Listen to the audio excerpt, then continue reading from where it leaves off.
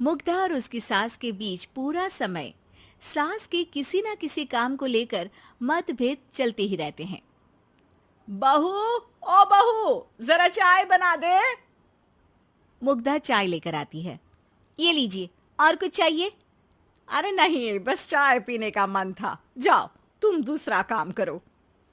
चाय पीने के थोड़ी देर बाद सास दोबारा मुग्धा को आवाज लगाती है।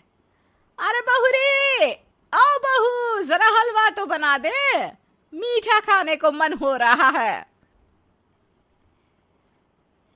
इसी तरह मुग्धा की सास पूरा समय कोई ना कोई काम बताकर उसे रसोई से बाहर तक निकलने नहीं देती।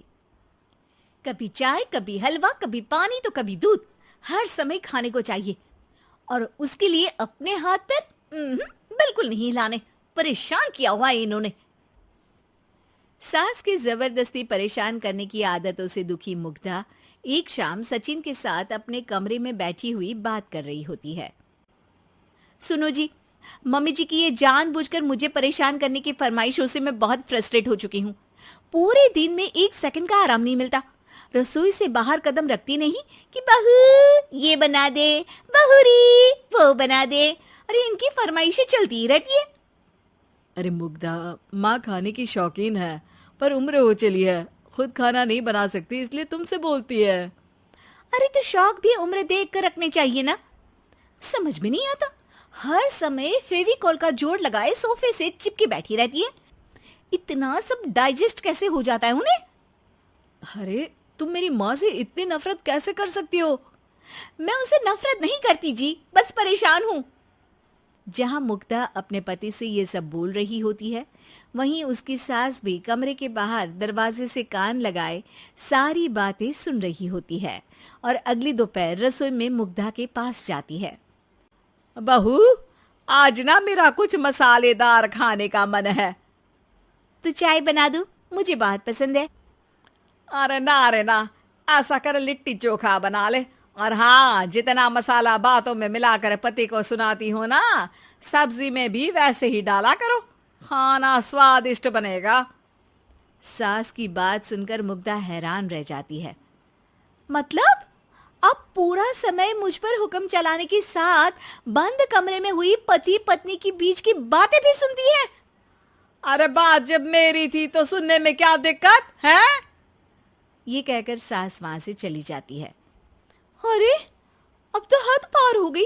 इस तरह से तो ये मेरा जीना मुश्किल कर देंगी। मुग्धा सास की हरकतों से परेशान उसका हल सोचने लगती है और इसी तरह कुछ दिन बीत जाते हैं, जिसमें सास का जन्मदिन आता है।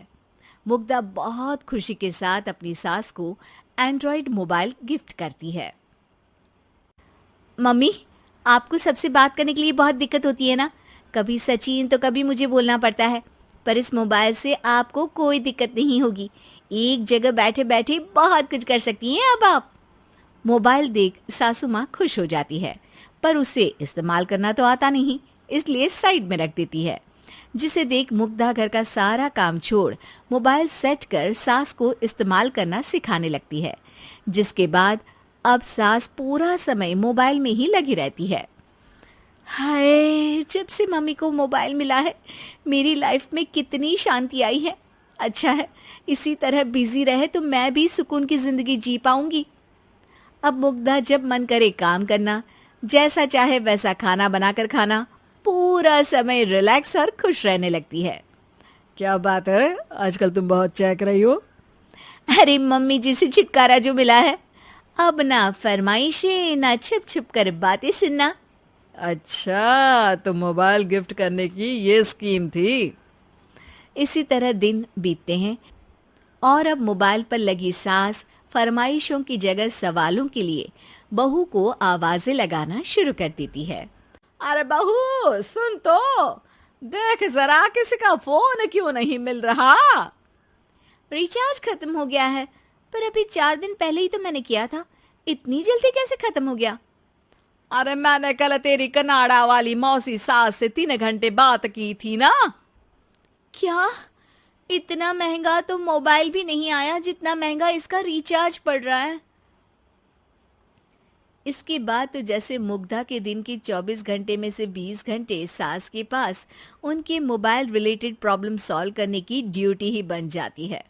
अरे मुग्धा, ये मोबाइल में अचानक तेरी मौसी सास की शक्ल क्यों दिखने लगी? और ये तो हिल भी रही है। मम्मी, ये गूगल डुओ का वीडियो कॉल है। इसमें आप बात करने के साथ एक दूसरे की शक्ल भी देख सकती हो। अच्छा, ये तूने मुझे पहले क्यों नहीं बताया? अब बताने के लिए पहले नहीं बताया। इसी बीच सचिन भी वहां आ जाता है और सास अपनी वीडियो कॉल में बिजी हो जाती है। क्यों, सास बहू में क्या गपशप चल रही है? इसे गपशप नहीं, दिमाग का दही होना बोलते हैं। पर तुम तो मम्मी को मोबाइल देकर बहुत खुश थी, फिर क्या हुआ? हाँ, उसका सुकून भी कुछ ही दिन मिला। अब घर के टंटे खत्म हुए तो मोबाइल की टिंग टिंग शुरू हो गई। देखो भाई, कुछ पाने के लिए कुछ खोना तो पड़ता है।